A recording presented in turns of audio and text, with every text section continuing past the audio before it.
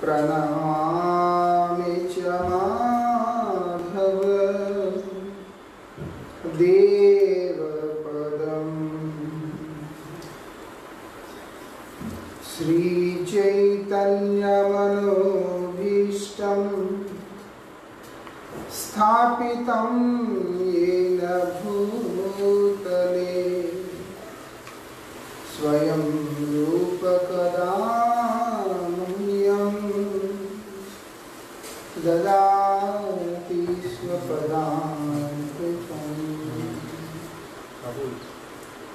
पतितपावन परम करुणामय परमाराध्यतम शुल गुरुदेव नित्य लीला प्रविष्टो विष्णुपाद परमहंस परिव्राजकाचार्य अष्टोत्तर श्री श्रीमद् श्रील भक्ति वल्लभ तीर्थ गोस्वामी महाराज जी के अभय चरण में असंख्य कोटि साष्टांग दंडवत प्रणाम करते हुए उनकी अहेतु की कृपा प्रार्थना करता हूँ।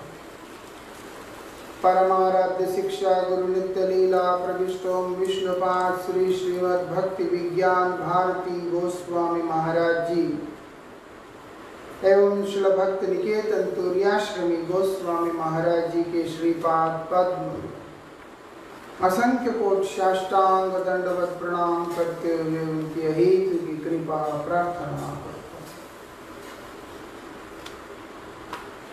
परम आराध्य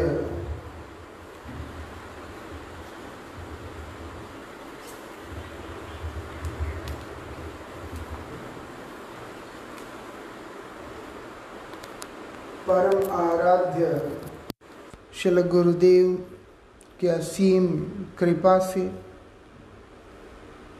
इतने दिनों से हम लोग रूप गोस्वामी पाद जी के दिव्य उपदेशों को श्रवण कर पा रहे हैं।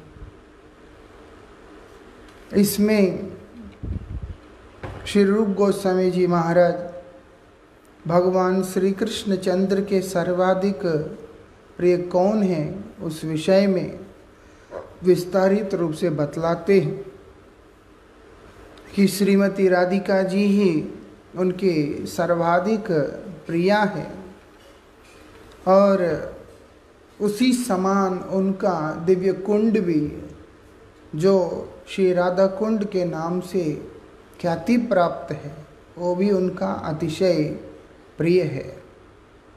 इतना प्रिय है कि जो व्यक्ति उस कुंड के अंदर स्नान करता है प्रवेश करता है उसको गोपी प्रेम प्रदान करते हैं, वो दिव्य प्रेम प्रदान करते हैं, अपने कांत रस के अंदर दासत्व प्रदान कर देते हैं।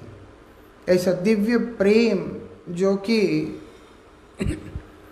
बड़े बड़े देवर्षियों के लिए भी दुर्लभ है वो उनके लिए सुलभ कर देते हैं, उनके लिए सुलभ कर देते हैं। यही वहाँ का विशेषता है। इसीलिए बोल रहे हैं क्या करना होगा, एकांतिक अनुगत्य करना होगा। श्रीमती राधिका जी के और उनके अनुगत जनों के एकांतिक अनुगत्य जिसने भी प्राप्त की है, हमने कल उस विषय में चर्चा किया कि स्थूल स्नान की बात ही नहीं हो रहा है, यहाँ पर अप्राकृत स्नान की बात हो रहा है। इसलिए यहाँ पर यह भी बता दिया स्पष्ट करके जो दास्य साख्य वात्सल्य आदि जो रस में प्रविष्ट जो भक्त गण होते हैं, परिकर गण होते हैं, उनके लिए भी गोपी प्रेम सुलभ नहीं होता। उसको प्राप्त करना है तो सिर्फ एक ही उपाय यहाँ पर बताया, वो श्रीमती राधिका जी के अनुगत जनों का दासत्व। उसको खोल देना।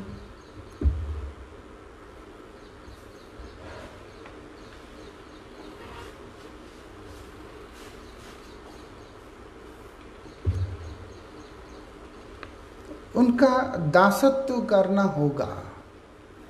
इसीलिए यहाँ पर बता रहे हैं श्री राधा कुंड के अप्राकृत स्नान की महिमा और अधिक क्या कहा जा सकता है, क्योंकि उसमें श्रीमती राधा जी का दासत्व भी प्राप्त होगा और उनके दासत्व में श्री कृष्ण प्रेम भी, भगवत प्रेम भी कांत भाव में प्राप्त होगा। उसमें स्नान करने वाला व्यक्ति श्रीमती राधिका जी का बाल्यदासी होने का सौभाग्य भी प्राप्त कर लेता है। ये विशेषता है जो श्रीमती राधिका के उच्च पाद पद्म में निर्भर और राधा जी का कृपा के ऊपर निर्भर ऐसा दासी जो कि उसको कुछ तनख्वाह नहीं दिया जाता है, सिर्फ प्रेम दिया जाता है, अपनापन दिया जाता है, अपना स्नेह दिया जाता है, उस तरह की दासी है। श्री राधा रानी के आश्रित दासी है। राधा जी जैसा चाहती है उस तरह से उनके आश्रय में रहने वाला, श्रीमती राधिका जी का सेवा में सहयोग करने वाला जो दासी है वो स्वरूप भी प्राप्त हो जाता है। ये विशेषता है। यावट में उनका स्थान है, बाल्यदासी का स्थान यावट में है, तो इसलिए उस तक को भी व्यक्ति सहजता से प्राप्त कर लेता है। ये उपदेशामृत बड़ा अद्भुत शिक्षा है जो कि श्री रूप गोस्वामी जी ने श्री चैतन्य महाप्रभु जिस समय अंतलीला प्रकाशित कर रहे थे उस समय उन्होंने जिन उपदेशों को वहाँ पर बतलाया उसमें से सार उपदेश को रूप गोस्वामी जी ने लिख कर के रख लिया था, वही बाद में उपदेशामृत के रूप में प्रकाशित हुआ। ये तो महाप्रभु की अतिशयी कृपा है कि हम लोगों को ये प्राप्त हुआ है। ये उपदेशामृत साधकों के लिए जीवन स्वरूप है।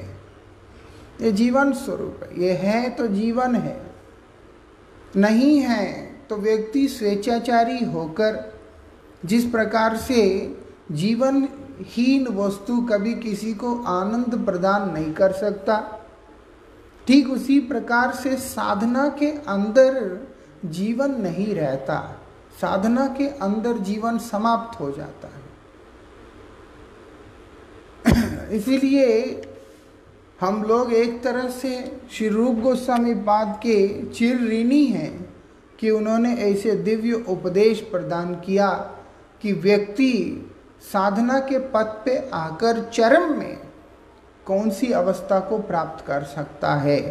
श्रीमती राधिका जी का दासत्व तक तो प्राप्त करने का जो उपाय संक्षिप्त और सरल शब्दों में उन्होंने ये जगत के सामने रख दिया। ये विशेषता है। श्री चैतन्य महाप्रभु जब पुरी में हैं उस समय जो गोविंद दास जी है वो महाप्रभु के सब समय साथ में रहते थे, महाप्रभु के सेवक थे।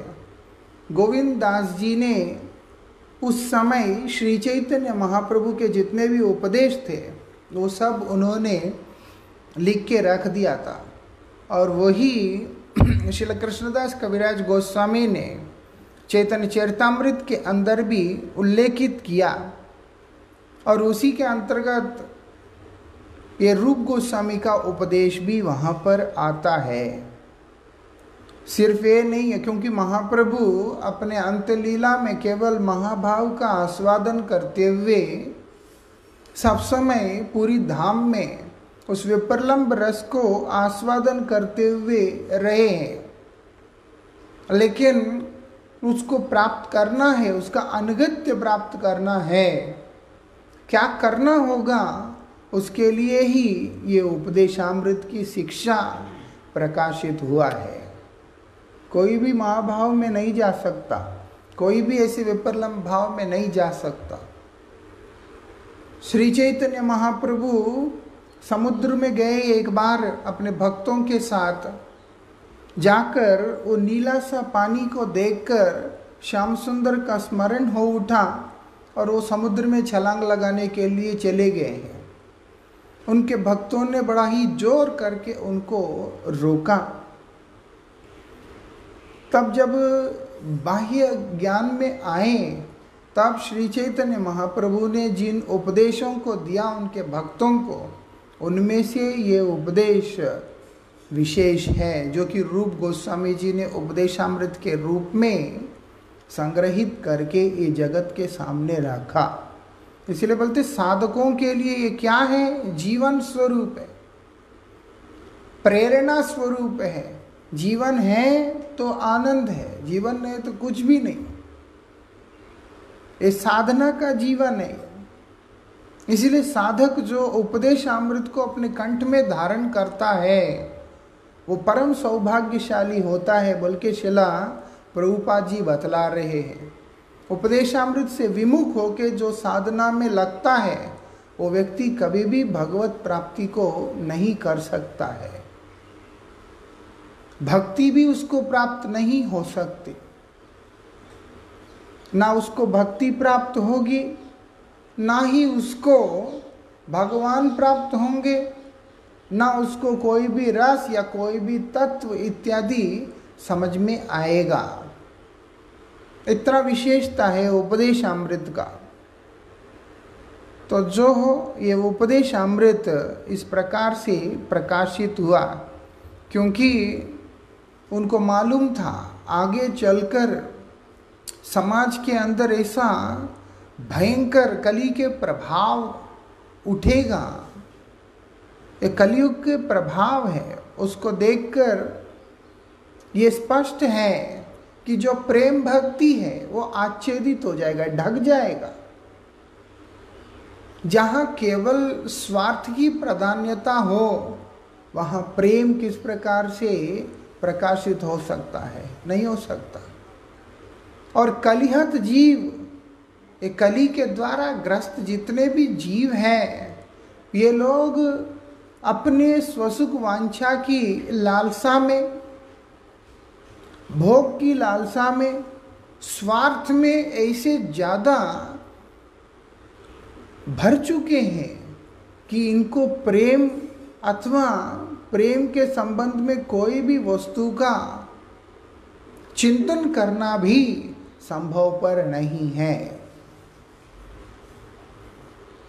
लगता है लोगों को प्रेम है, वास्तविकता में जिस प्रकार से गोपियों का काम प्रेम है, उसी प्रकार से संसार का प्रेम भी काम ही है। हम अगर किसी से प्रेम करते हैं वो भी एक कंडीशन के साथ में। ये संसार का ऐसी रीति है।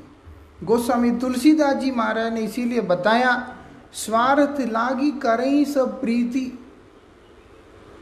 अगर प्रेम दिखाई देता है इस संसार में, उसका पीछे जो आधार है वो स्वार्थ मात्र ही है। निस्वार्थ भाव से प्रेम नाम का वस्तु इस जगत के अंदर देखने को मिलता नहीं है, जो कि पूर्व काल में होता था। इसीलिए बोल रहे कली के द्वारा जो हत जीव है वो लोगों के लिए ये संभव पर नहीं है। इसलिए कलयुग में प्रेम आच्छेदित हो जाएगी और उससे जो कलयुग का जीव है उनका दुर्दशा भी होने वाला है, उनका दुर्दशा होने वाला। इसीलिए क्या किया, श्री चैतन्य महाप्रभु ने कृपा करके अपने नित्य परिकर श्री सच्चिदानंद भक्त विनोद ठाकुर जी महाराज को भेजा। जब जब धर्म का, प्रेम धर्म का हानि होता है, तब भगवान कृपा करके अपने नित्य परिकरों को भेजते हैं, क्योंकि शुद्ध भक्ति के सिद्धांतों को जीवित रखने के लिए, स्थापना करने के लिए। क्योंकि बद्ध जीव कैसे भक्ति सिद्धांतों को प्रकाशित कर पाएगा? उसके लिए भगवान का अपना जन होना जरूरी है। इसीलिए कोई भी संसार के अंदर स्वार्थ का, परमार्थ का सिस्टम इम्बैलेंस ना हो, उसके लिए भगवान पूरी तरह से ध्यान रखते हैं। इसीलिए भक्ति को लुप्त नहीं होने देते। उसके लिए भगवान ने देखा ये मायाबद्ध जीव है, कलिहत जीव है, स्वार्थी जीव है, ये भगवान से भी प्रार्थना प्रेम करते हैं तो केवल अपने स्वार्थ पूर्ति के लिए करते हैं कि मेरी इच्छाओं को पूरी करो, कि मेरा कामना वास्तविकता में मेरे लिए प्यारा है, उसकी पूर्ति के लिए मैं तुम्हारे पास आया हूं।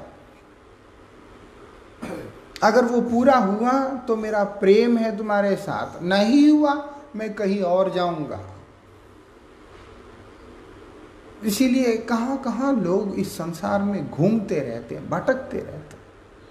ऐसे जो भटकते हुए जीवों पर कृपा करते हुए भगवान स्वयं श्री सच्चिदानंद भक्ति विनोद ठाकुर जी महाराज को यहाँ पर भेजा।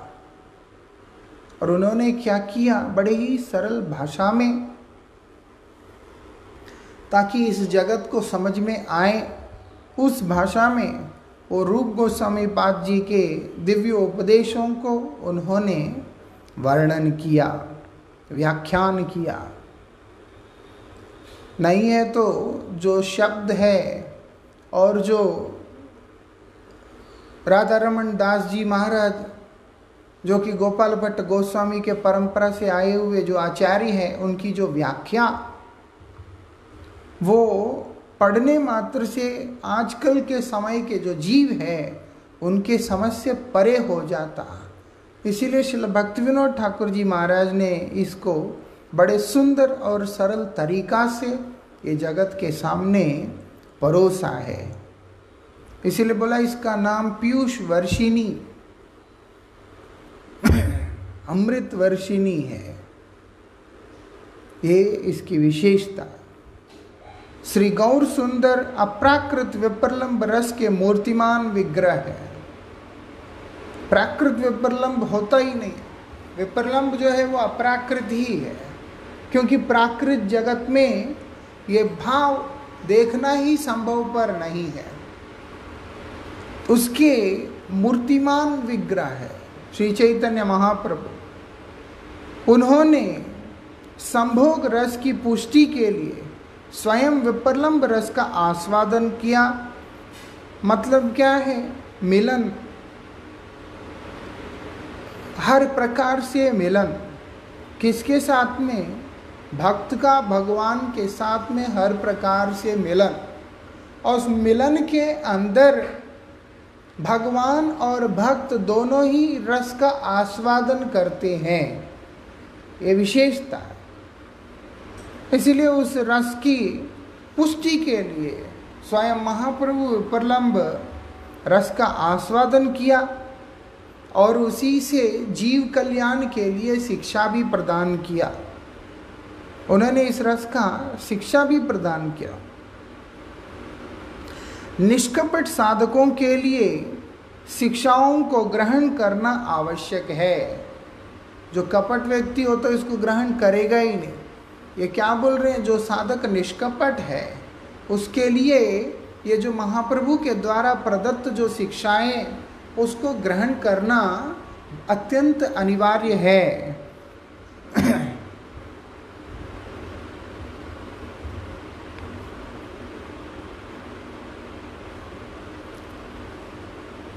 अन्यथा कृष्ण प्रेम की प्राप्ति असंभव है।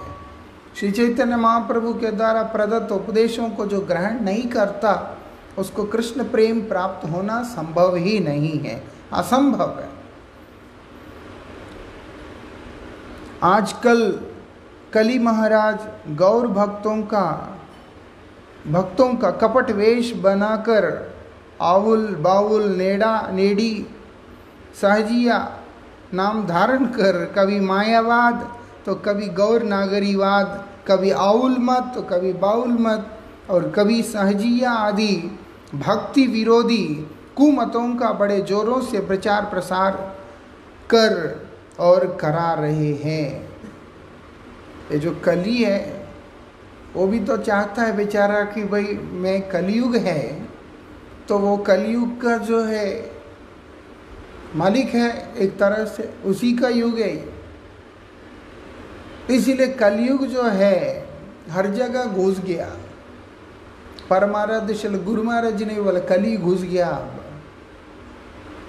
कली घुस गया। और ये घुसकर भक्तों के बीच में भी घुस गया है।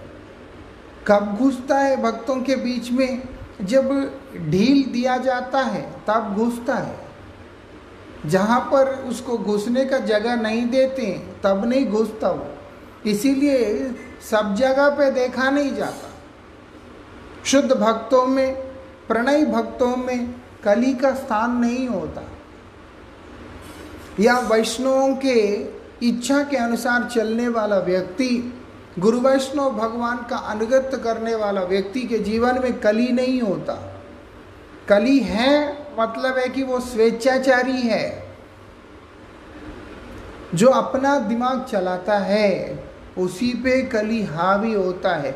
जो शरणागत होता है उस पे कभी कली का प्रभाव नहीं रहता है।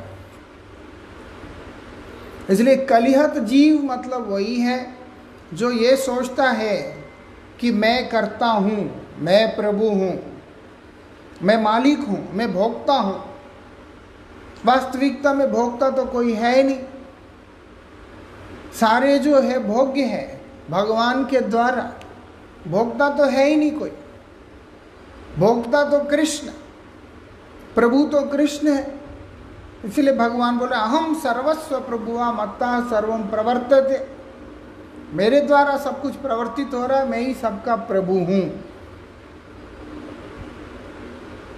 ये विशेषता। लेकिन जो कलिहत जीव है वो क्या करता है? अहंकार से विमूढ़ होने के कारण वो सोचता है कि मैं करता हूं। जब वो उसके अंदर ये कर्ताभिमान आता है उसी समय कलयुग उसके अंदर घुस जाता है। परीक्षित में भी ऐसा नहीं आ सकता है कली। परीक्षित महाराज बहुत बड़े भक्त हैं, लेकिन जब उन्होंने ये प्रकाशित किया, उनको पिपासा है, प्यास लग रहा है, और उनका प्यास जब मिटाने के लिए समीक मुनि उठे नहीं हैं, ऋषि आश्रम में गए, तो उनके अंदर ये भाव आया कि मैं तो राजा हूँ, मैं आया हूँ और ये मुझे पानी नहीं दे रहे। वो समय में जाके कली सिर में बैठ गया। चल भाई, दासों को कुछ नहीं करता वो, जो करेगा प्रभु को ही करेगा, मालिक को करेगा। इसलिए जिसके अंदर स्वामीपना है वो गया काम से कलयुग में। इसीलिए जो सबसे बड़ा बनता है उसी का लाइफ सबसे ज़्यादा क्रिटिकल होता है, कॉम्प्लिकेटेड होता है। जो सादा रहेगा आराम से रहता है, जो एक पोजीशन में रहता है उसको बहुत सारी चीज़ों को हार्मोनाइज करते हुए चलना पड़ता है, सब समय हर उलझन को झेलते हुए चलना पड़ता है। देखने में लगता है कि बड़ा हो गया भैया, अच्छा है, एकदम मालिक है, लेकिन टेंशन जो होता है, तनाव जो होता है वो उसी को होता है। काम करने वाले को तो होता ही नहीं, वो तो अपना जितना काम होता है आराम से, क्योंकि वो आश्रित है। आश्रित होने के कारण जिसका उसने आश्रय ग्रहण किया, उनका जैसा आदेश, उनका जैसा निर्देश, उस हिसाब से वो अपना काम करता हुआ चला जाता है। लेकिन जो प्रभु बन गया उसके लिए प्राण संकट होता है, क्योंकि उसके ऊपर बोझ बहुत सारी चीज़ों का। इसलिए बताया यहाँ पर एक कली भक्तों में भी तभी घुसता है जब व्यक्ति मैं करने वाला हूँ का भाव लेकर के आ जाता है। सेवा भगवान की ऐसी विशेषता है, अनादिकाल से चलती आ रही है। ये नहीं तो कोई और भगवान जिसके ऊपर कृपा करते हैं वो उन सेवाओं को कर ही लेता है। अब अगर मैं आश्रम का ही बात करूं, मैं अच्छी तरह से देखा 2007-06 से देख रहा ध्यान से, जब ठाकुर जी प्रकट हुए, और 2011 करीब के बाद दादू वगैरह सब आप लोग आना शुरू हुआ। 2006 से 11 तक 5 साल तक सिर्फ हम 4 ही लोग थे, बड़े महाराज जी, मैं, हमारे आदिकेशव प्रभु और जयदेव प्रभु, और एक भी सेवा एक दिन भी रुका नहीं है। और उसमें से भी एक्टिव सिर्फ आदिकेशव प्रभु और जयदेव प्रभु है, एक भी सेवा रुका नहीं। साफ सफाई पूरा सारा कुछ, ठाकुर जी का भोग, बर्तन वर्तन, और एकदम सिस्टम से टाइम से होता। उल्टा अब फिर भी थोड़ा ढीला दिखाई देता है, दोपहर का बर्तन रात को, रात का सुबह को, ऐसा। जयदेव प्रभु ऐसे नहीं करते थे, जैसे ही भोग लगा, सेवा हुआ, ठाकुर जी का फट सब पूरा किचन साफ, बहुत एक्टिव था। ऐसे ही आदिकेशव प्रभु भी। कहने का मतलब है भगवान का सेवा कभी रुकता नहीं है, ऐसा। अभी तो दिखाई देता है कुछ ना कुछ रह जाता है, इधर उधर रह जाता है, चलो बाद में कर लेंगे। जब उस समय तो ऐसे देखा नहीं है। वो 5 साल तो इतना जबरदस्त तरीका से, इतना सिस्टम से, कहीं एक चावल का दाना दिखता नहीं, कोई दाग दिखता नहीं, खाने के बाद जगह की सफाई ले लो, कुछ भी ले लो, एकदम परफेक्शन के साथ में सेवा होता था। वही लोग करते थे ऐसा। हम शुरू से एक सेवा स्टैंडर्ड करता आया, वो है प्रसाद पाने का। बाकी ये तो बेचारे बहुत सेवा में लगे हुए शुरू से, दोनों ही। तो इसलिए कहने का मतलब भगवान का सेवा रुकता नहीं है, किसी के कारण रुकता नहीं। जो सोचता है मेरे बिना सेवा नहीं होगा, वो मूर्ख है। और मूर्ख तो बात की बात है, उससे बड़ा दुर्भाग्य की बात है कि उसके अंदर कली घुस जाएगा, क्योंकि वो कर्ता का अभिमान लेके बैठा है कि मैं नहीं होता तो ये सेवा कहाँ होता, कौन करता। भगवान का अनंत सेवक है, कोई ना कोई सेवा करा ही लेता, किसी ना किसी से भगवान करा ही लेते। लेकिन ये सेवा जिसको प्राप्त हुआ है, वास्तविकता में वो सौभाग्यशाली व्यक्ति होता है। इस सौभाग्य को जो नहीं समझने वाला व्यक्ति, उन लोगों के बीच में कली घुसता है, और उसके बाद शुद्ध प्रेम को भी आउल बाउल नेड़ा भाजा टाइप में सखी भेकी गौरंग नागरी ये सब तरीका से मैनिपुलेट कर देता है। ये सब महाप्रभु के धारा में से ही तो निकले। इसलिए तोताराम बाबा जी ने कहा, ये तेरा का संग कभी नहीं करना भैया।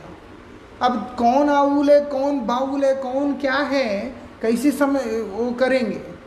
सीधी शब्दों में आश्रित होकर जो व्यक्ति चलना सीख लेता है, वो इन 13 अपसंप्रदायों से बच जाता है।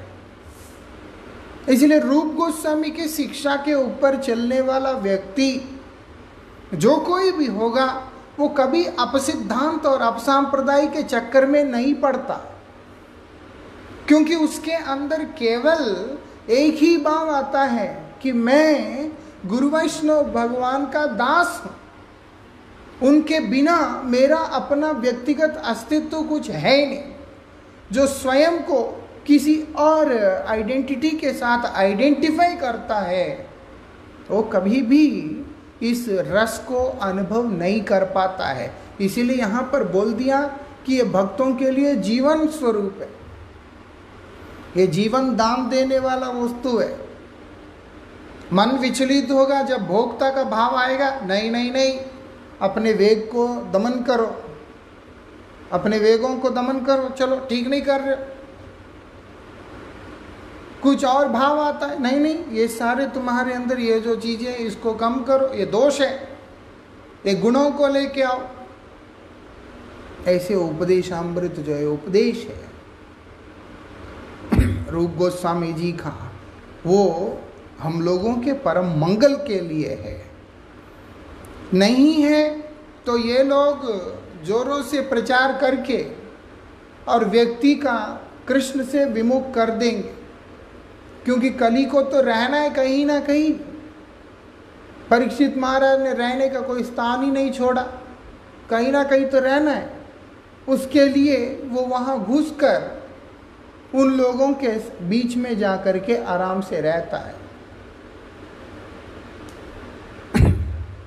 हमें सावधानी, कलयुग जो है भयंकर है, इसीलिए हमें ज़्यादा सावधान रहना पड़ेगा। जो सावधानी अगर किसी का हट गया तो उसके साथ में अनर्थ हो जाएगा, ऐसा नहीं है। इसलिए यहाँ पर बताया कली महाराज का प्रताप को देखते हुए, कली महाराज का प्रताप तो देखिए, कोई कहता है मैं स्वयं गौरहरि हूँ, कोई अनेक को, कोई बाल योगेश्वर बन रहा है, कोई मतलब अलग अलग चीज़ें बन रहे हैं, यहाँ तक कि अपने आप को महाप्रभु भी बना लेते हैं। वृंदावन में भी एक थे, उनको लोग, उनके भक्त लोग महाप्रभु का अवतार मानते हैं। हाँ, महाप्रभु का अवतार, महाप्रभु का कितना सुंदर रूप है, स्वर्ण वर्ण है, आजानुलंबित भुजा है, इतना सुंदर दिव्य स्वरूप है महाप्रभु का। और वो निचोड़ा हुआ आम जैसा दिखाई देते हैं, लेकिन हाँ पैसा है, कुछ सामाजिक कार्य किया, इसके अलावा परम विद्वान है, परम विद्वान है। इस कारण से मानने वाले लोगों ने उनको महाप्रभु ही मान लिया। अष्टसात्विक विकार भी अगर उत्पन्न होते हैं, वो महाप्रभु के अतिरिक्त किसी और में उत्पन्न नहीं हो सकते, ऐसा नहीं है, उनके अनुगत जनों में भी आ सकते। और विकार है कि नहीं वो तो स्वयं गौरहरि जाने, लेकिन अगर विकार उत्पन्न होते हैं तो भी उसके आधार पे किसी को भी महाप्रभु निर्णय कर देना, ये मूर्खों का काम है, और उनसे ऐसे कराना भी एक तरह से मूर्खतापूर्ण काम है। गुरु गुरु है, वो भगवान नहीं होता। भगवान के अभिन्न प्रकार जरूर होते हैं। भगवान ने बोला आचार्य माम विजानीय, ये नहीं बोला कि मैं और वो एक ही है, मेरे रूप समझो उसको, मेरे से अभिन्न समझो, मैं ही हूँ जो तुम्हारे सामने प्रकाशित हुआ, ऐसा नहीं बोला। अब ये लोग श्रद्धा करते हैं तो वो लोग उनको ठगने के लिए स्वयं महाप्रभु बन जाते हैं, ये विशेषता है। तो इसलिए यहाँ पर बता रहे हैं, कोई महाप्रभु बन गया, कोई जगत गुरु बन गया, कोई कुछ बन गया, बोलते ऐसा नहीं है। सब ये भूल जाते हैं कि हम सब भगवान के दास हैं, हम सब भगवान के दास हैं, नित्य दास हैं। दास का काम है सेव्य वस्तु भगवान का नित्य सेवा में रत रहना। इसलिए ऐसे जो लोग हैं, उन लोगों को जीवन स्वरूप है कि तुम मर रहे हो, उसको पता भी नहीं चल रहा मैं मर रहा हूँ, उसको जीवन दान देने के लिए उपदेशामृत वहाँ पे प्रकट हुआ है। इसीलिए उपदेशामृत को ठीक से अनुशीलन करने वाला व्यक्ति चरम में, अंत में भगवान श्री कृष्ण के अत्यंत प्रियतम कृष्ण का ही आत्मा स्वरूप श्रीमती जो राधिका जी है, उनका नित्य दासी पद को प्राप्त कर लेता है, उनका नित्य दासी पद को प्राप्त कर लेता है। यही बात यहाँ बतला रहे हैं।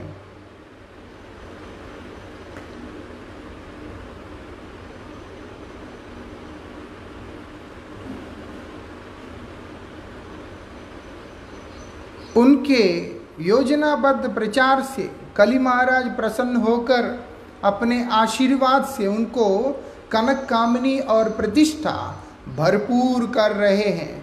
इस तरह का जो प्रचार करने वाले लोग हैं, उनके उस प्रचार से प्रसन्न होकर, क्योंकि उसको रहने के लिए जगह बना रहे है ना, नहीं तो कली रहेगा कहाँ। कली के लिए रहने का स्थान भी तो चाहिए, उसके रहने के लिए जगह बना रहे। अब कली भी सहन कैसे करे भाई, क्योंकि इस संसार के अंदर जो बदजीव है वो लोग तो कली के गुलाम है ही है। इसके अतिरिक्त जो भक्त लोग हैं वो लोग तो कली के शासन से बाहर हैं। अब उसको सार्वभौमत्व चाहिए, उसको चाहिए कि मैं जो है सब कुछ हूँ। उसके लिए वो क्या किया, बड़े ही चतुरता के साथ में भक्तों के बीच में भी घुस गया। कैसे घुसा? दुस्संग के रूप में घुसा। जैसे ही घुस गया, अब भक्त लोग भी ये धीरे धीरे धीरे अपने आप को प्रभु समझने लगे और ये सारे अपसंप्रदायों को पैदा करके उसी के माध्यम से वो लोग प्रचार करने लगे। अब जैसे अपसंप्रदाय 13 नाम संप्रदाय के अतिरिक्त भी है, जो लोग भगवान की भगवत्ता को और भगवान की लीला को कब कहाँ किस परिवेश में परिवेशन करना है ये ना जानने वाला व्यक्ति भी अपसंप्रदाय से कम नहीं होता।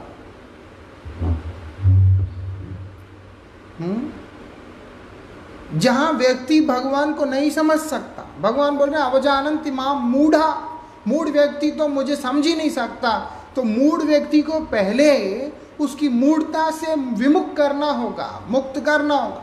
उसके लिए नाम का आश्रय लेना होगा।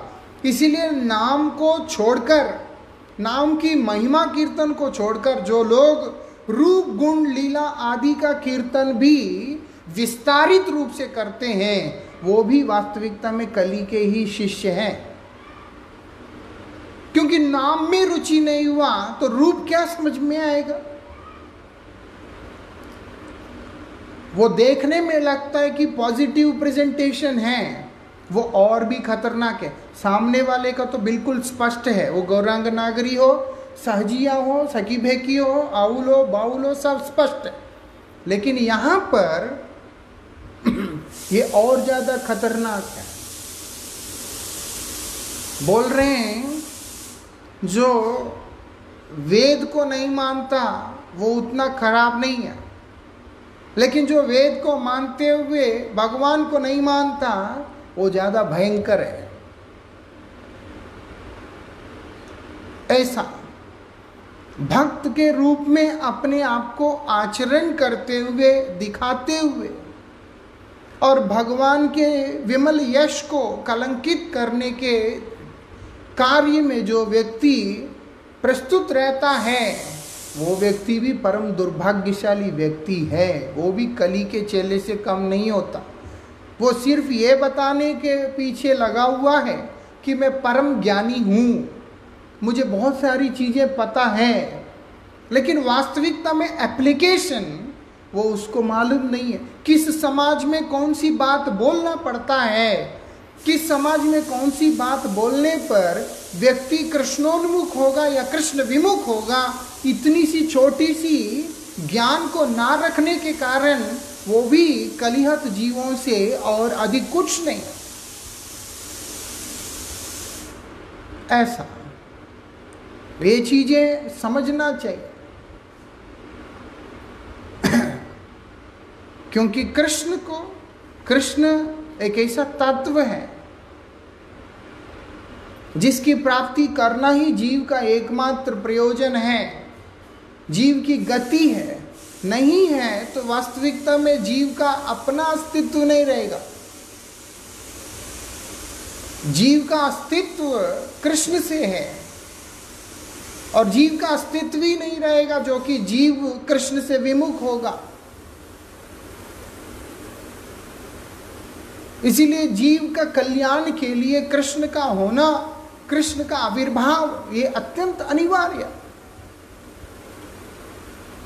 और ये लोग जो जीव को कृष्ण विमुख करते हैं, उनकी लीला को सुना के, एक जगह विदेश में एक व्यक्ति ने श्री कृष्ण की लीलाओं को सुना रहे, चीरहरण आदि लीलाओं को। एक तो सुनाने वाले का साधन भी ऐसा ही है, लेकिन उसको ये लगता है कि मैं कुछ डिफरेंट सुना दूं जो अभी तक सुना है लोगों ने, जिससे कि मेरे प्रति आकर्षण हो जाए। एक अट्रैक्टिव स्टाइल है कि अट्रैक्शन बनाए ताकि चार आदमी को लगे कि आज तक जो हमने सुना ये उससे कुछ हटके बोल रहा है। और होता भी है, कुछ डिफरेंट लगे तो कान चला जाता है वहाँ पर, अच्छा। इसीलिए वो चीरहरण आदि लीलाओं को सुना रहा है और किस प्रकार से वंशीवट के अंदर श्री कृष्ण गोपियों के साथ विलास कर रहे हैं, ये सारी बात सुना दिया नए लोगों के बीच में। उसमें से एक जो लड़की है वो जगन्नाथपुरी आई थी। आने के बाद परम पूज्य श्रील भक्ति विज्ञान भारती गोसाई महाराज जी से मिलने, महाराज विश्राम कर रहे थे तो इसीलिए मेरे पास आई और मुझसे बोलती कि कृष्ण ऐसे शैतान क्यों हैं। बोले शैतान? बोले हाँ। वो बोलते दूसरे के पत्नी के साथ में विलास करने का क्या मतलब है, घूमने का। अब जो है इसकी जो गलती है सो है बेचारी का। बाद में तो पूज्यपाद भारती गोसाई महाराज जी ने उसको उत्तरें सारा कुछ दे के उसको शांत किया और बाद में भक्त भी बनी है। लेकिन जो लोग इस तरह की कथाएं ऐसे अयोग्य व्यक्तियों के सामने परोसते हैं, मेरा कहने का मतलब है वो भी कली के ही चेले हैं, वो कली महाराज के ही दास हैं। ऐसा इसलिए यहाँ पर रूप गोस्वामी का उपदेश जीव के लिए परम आवश्यक तत्व है। उन्होंने सीधा नहीं बोला, कृष्णस्य उच्चै प्रणय वसति वाली जो बात है उन्होंने सबसे पहले शुरू किया वाचो वेगम से। श्री चैतन्य महाप्रभु ने सीधा नहीं बोला आश्लिष्य वा पादरताम वाली बात, उन्होंने आरंभ किया चेतो दर्पणम मार्जनम से। एक प्रामाणिक उपदेश या प्रामाणिक आचार्यगण वो कभी भी किसी भी साधक को सबसे ऊपर की बात को लेकर के प्रेरणा नहीं देते हैं। जो लोग देते हैं वो भी कलिहत जीव ही होते हैं। उन सब से बचने का एक उपाय वो क्या है, वो ये उपदेशामृत का अनुशीलन, जो कि श्री रूप गोस्वामी जी ने हम सब के परम मंगल के लिए इसको प्रकट किया। नहीं है तो कनक कामिनी प्रतिष्ठा भरपूर मात्रा में मिलेगा, ऐसा नहीं कि नहीं मिलेगा। और परम आराध्य परम गुरु महाराज जी इस बात को ऊपर विशेष रूप से जोर देते हैं।